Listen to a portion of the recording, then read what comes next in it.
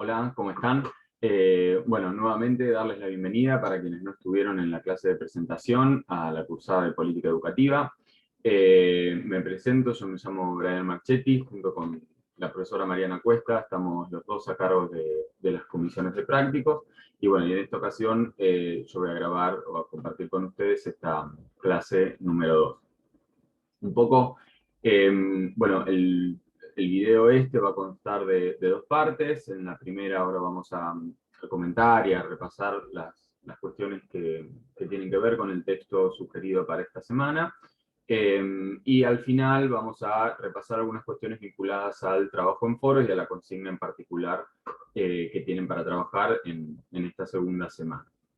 Nosotros nos encontramos en el eje 1 de la materia, que tanto con las lecturas de teóricos y de los prácticos, la idea que buscamos es, por un lado, que ustedes puedan conocer cuál ha sido el recorrido de las distintas miradas sobre de los estudios, sobre las políticas educativas, y fundamentalmente poder complejizar o poner en debate, bueno, y sumar a ese debate distintas herramientas conceptuales que nos permitan analizar justamente esta puesta en acto de las políticas educativas, que permita cuestionar de alguna manera las miradas lineales o unidimensionales, y que permita poner en tensión también estos procesos de puesta en acto, recuperando los términos de Boll, en donde no hay una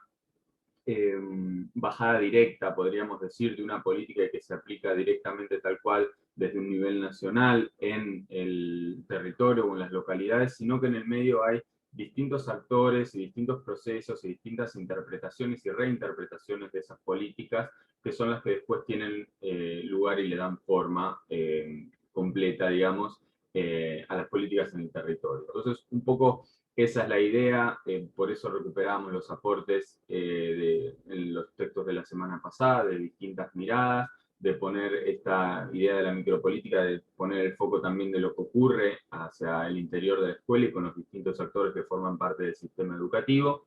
Y en ese marco es que se inserta este texto que vamos a trabajar hoy, de Silvina Wirtz y Gustavo Dufour. Silvina Wirtz es pedagoga y tiene una trayectoria dentro de la gestión pública. Actualmente se desempeña como secretaria de Ciencia y Tecnología del municipio de La Matanza. Y Gustavo Dufour tiene más bien un recorrido vinculado hacia la ciencia, vinculado con la ciencia política. Entonces, como les decía, el objetivo de la clase es poder sumar herramientas, ¿sí?, o conceptos para este análisis en relación a las políticas públicas, educativas, y que en este caso en particular del texto van a estar fuertemente asociadas a la idea de pensar los distintos niveles en los que se puede organizar el análisis de las políticas, poner el foco en los actores intermedios y trabajar la idea que proponen los autores de gobierno multinivel. ¿Sí? Esas serían como la propuesta o los ejes que a nosotros nos interesan recuperar de este texto y que ahora igualmente vamos a, a, a recorrer justamente la propuesta que hacen los autores. Voy a compartir un PowerPoint para empezar a trabajar. Esperen, pantalla.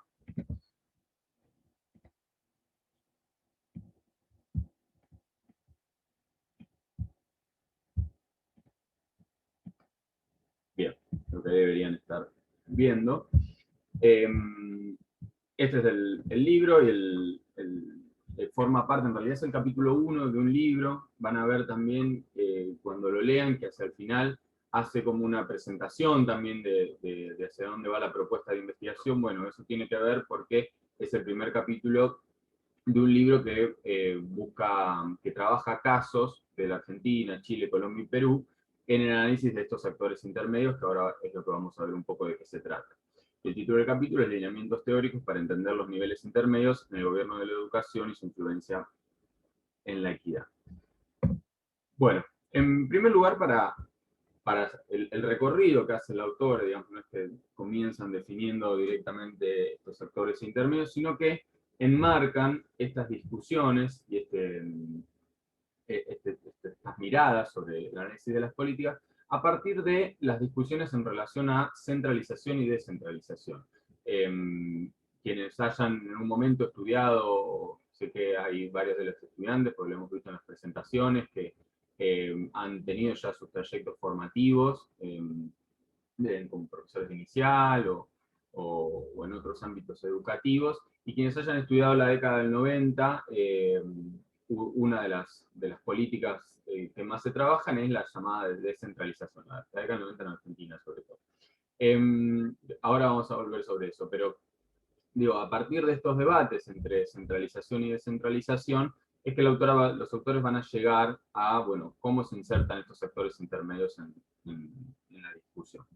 Lo que plantean en un principio es que a partir de la década de los 80, 90, empieza a haber una homogeneidad regional en América Latina vinculada a estas tendencias asociadas al crecimiento de las fuentes de financiamientos no estatales, es decir, que comienza a haber aumento en la presencia del sector privado, van a tener lugar los llamados procesos de descentralización, que ahora vamos a ver un poco de qué se trata, al corrimiento un poco de la función de regulación del Estado, y que deja también de participar en la regulación de los procesos educativos para estar más mirando con mayor, digamos, precisión el tema de los resultados, ¿no? Y acá aparece también toda la cuestión de la evaluación, pero que son temas que vamos a ver más adelante en la materia.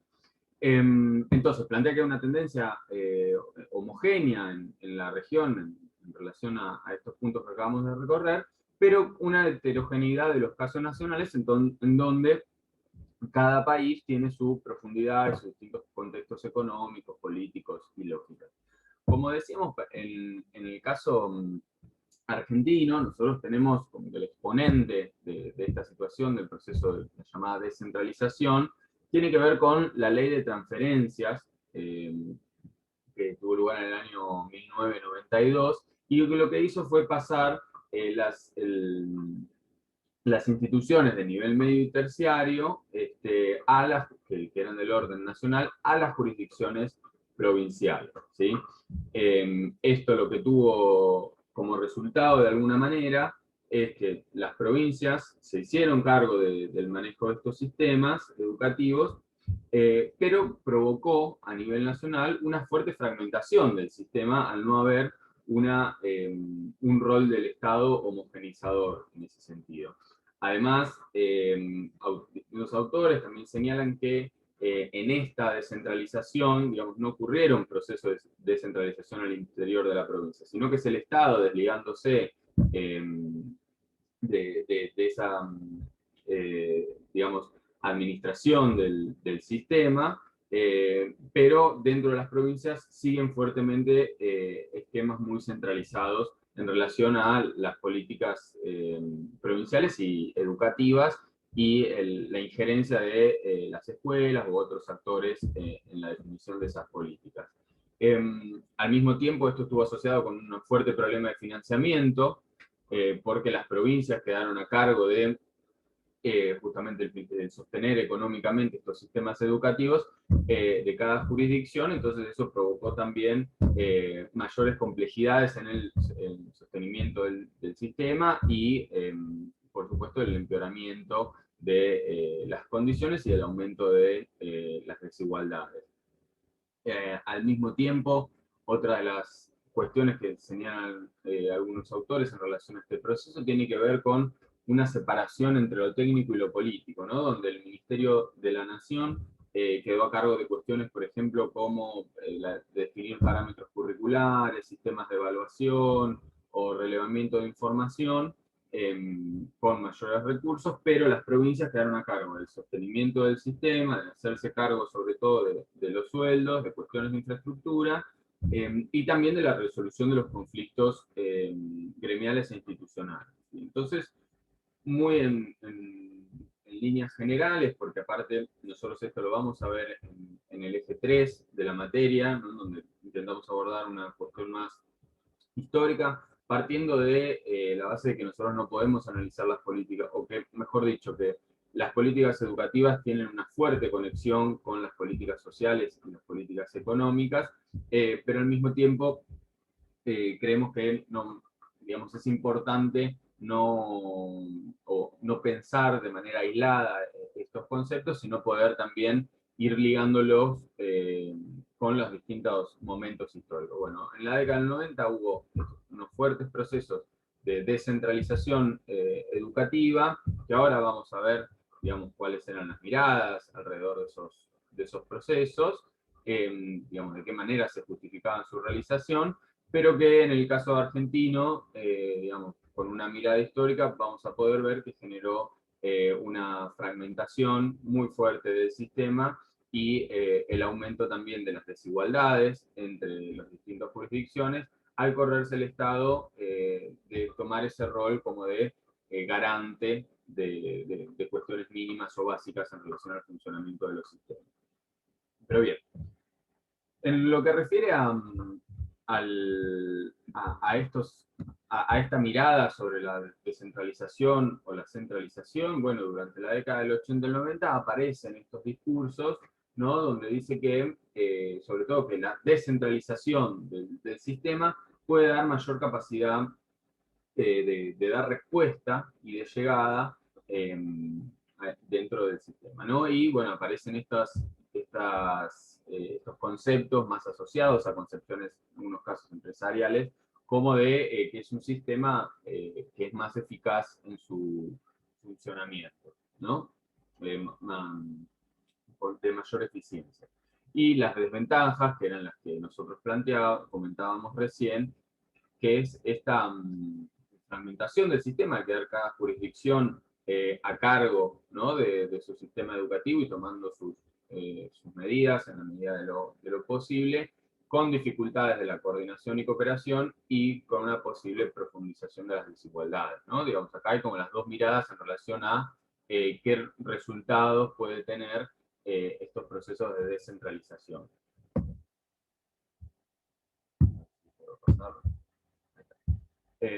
Ahora bien, perdón, se me fue el PowerPoint. Bien, ¿cuál es el problema que plantean los autores que hay alrededor de este debate en relación a la centralización? A plantearlo como en dos polos, ¿no? De centralización y descentralización. O de las ventajas de la centralización o las desventajas de la descentralización.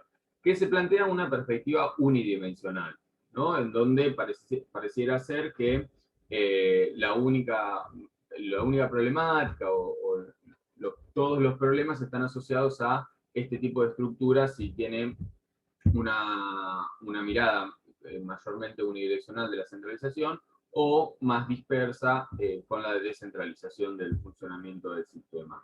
Ahora, esta mirada, digamos, pensándolo así en dos polos o a través de estos binomios, lo que plantean los autores es que pierden de lado o olvidan, dejan de lado o olvidan la importancia de las estructuras, los organismos, los actores estatales y sociales, ¿no? Cómo hay otros actores que también intervienen en el desarrollo de las políticas educativas, esto que hablábamos al principio, ¿no? Y ahí es donde aparecen estos actores de nivel intermedio, ¿sí? Este es el recorrido que hacen los autores para llegar a decir, bueno, acá aparecen los actores intermedios y acá es importante recuperarlos, ¿sí? Si nosotros nos quedamos en la discusión entre estos dos pares, centralización y descentralización, estamos dejando de lado a toda una trama de actores y sujetos que forman parte del sistema educativo y que tienen injerencia en el desarrollo de las políticas. Bien. Entonces, bueno, continúa la argumentación planteando esta cuestión de que este eje centralización-descentralización perdió capacidad explicativa, digamos, de los problemas educativos, digamos, no se puede explicar, no se pueden explicar o analizar únicamente a partir de este par centralización-descentralización, y plantea, bueno, los problemas porque pareciera ser que la centralización es el único problema, que genera burocratismo y un mal funcionamiento del sistema, y sin embargo la descentralización va a permitir una mayor eficacia, mayor eficiencia, democratización de los procesos y demás. Entonces, justamente no solo que están estas cuestiones muy acotadas en términos de, bueno, la centralización es el problema y la descentralización es la solución, digamos, como una explicación bastante simplista, sino que también sucede esto que mencionábamos recién, que pierden capacidad este par, centralización-descentralización, de poder dar cuenta de las distintas relaciones que hay entre los distintos niveles y los distintos sectores que forman parte del sistema. Entonces, para complejizar esta mirada, los autores presentan, ¿sí?, estos esquemas, y dice, bueno, la centralización está asociada a lo que ellos denominan un modelo de autoridad inclusiva.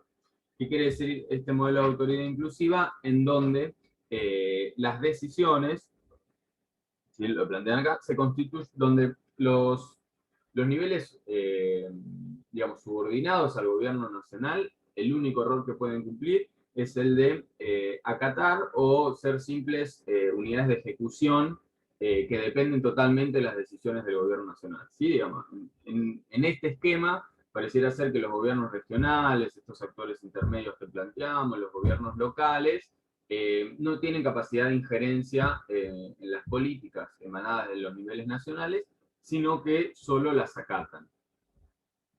Por el contrario, el modelo de descentralización, que ellos lo llaman, lo denominan como un modelo de autoridad coordinada, tiene que ver con un rasgo de la fuerte presencia de una autonomía, ¿no?, en donde están las políticas nacionales, pero luego son los gobiernos provinciales y locales los que terminan tomando las definiciones, ¿no? Plantea, bueno, que la descentralización se asocia con escenarios donde existe una clara y estricta delimitación de las competencias y funciones entre los distintos niveles de gobierno, ¿no? Entonces, de alguna manera, plantea esto, ¿no?, que los gobiernos provinciales o locales terminan siendo autónomos de los gobiernos nacionales. Y por último, lo que plantea, bueno, acordémonos que justamente la crítica a estos dos modelos es que no alcanzan para explicar la complejidad de los sistemas educativos, digamos, las fuertes transformaciones que tuvieron los sistemas y los crecimientos también, y la masificación en términos de las tendencias a la garantía de la obligatoriedad educativa también, hace que se haya complejizado. Entonces lo que proponen, y este sí es un concepto importante, es el de gobierno multinivel, ¿sí?, y con este modelo de autoridad que llaman superpuesta. Se ve muy bien gráficamente en términos de que en cada momento, digamos, el gobierno nacional tiene que articular con los gobiernos regionales y locales, y el gobierno regional o provincial tiene espacios de articulación con el gobierno nacional y el gobierno local, y lo mismo los gobiernos locales. Es decir, hay una interdependencia y una articulación permanente y zonas de superposición entre los distintos niveles de gobierno. ¿Sí? Esto es lo más importante. Entonces lo que plantea que esta forma de gobierno multinivel es la que permite mejor, permite explicar de una manera más cercana a lo que ocurre en la realidad las complejas tramas de funcionamiento del sistema educativo o del desarrollo de las distintas políticas. Ahí plantea, bueno, tres aspectos que tienen, o tres características que tiene este gobierno multinivel, que tiene que ver con que las áreas de operaciones gubernamentales tienen unidades o actores de los distintos niveles, ¿sí?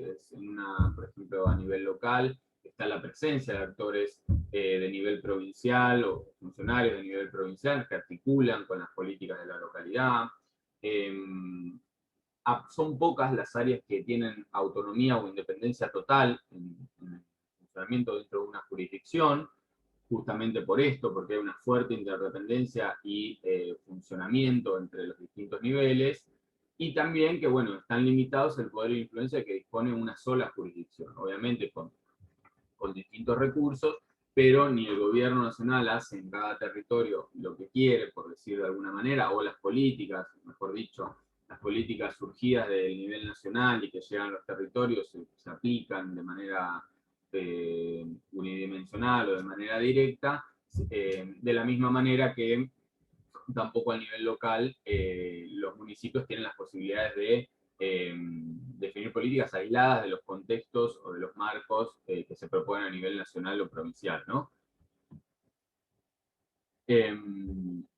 También continúa, que es importante diferenciar los distintos tipos de decisiones que se toman dentro del sistema educativo, como por ejemplo en decisiones administrativas, financieras o pedagógicas. Después, al mismo tiempo,